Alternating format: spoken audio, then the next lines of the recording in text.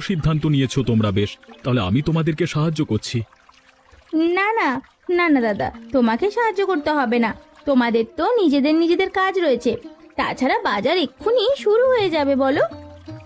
হলে হোক, একদিন লোকসান হলে তেমন কিছু হবে না। আমি আজকে তোমাদেরকে সাহায্য করে দিচ্ছি, তোমরা না হয় অন্য কোনো সময় আমাকে সাহায্য করে দিও। ঠিক আছে দাদা, তাহলে তুমি আমাদের সাহায্য করে দাও। এমনিতেও আমাদের একজন সাহায্যকারীর প্রয়োজন ছিল। তোমাদের সাহায্য প্রয়োজন সেটা তো আমাকে আগে বললেই হতো, আমি আরো আগেই তোমাদের দোকানের ব্যবস্থা করে দিতে পারতাম। আগে আমরা এই সিদ্ধান্ত নিইনি, গতকাল সিদ্ধান্ত নিয়েছি, আর আজকে বাজারে চলে এসেছি দোকান দিতে। বেশ ভালোই করেছো।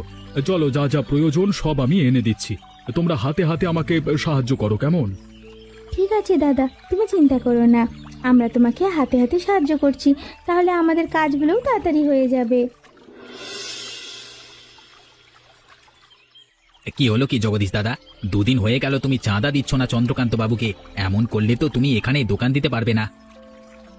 আমি এটা বুঝতে পারছি না, বাজারে দোকান দিতে হলে চন্দ্রকান্ত বাবুকে কেন টাকা দিতে হবে? এই জায়গা তো আর তার না, তাই না?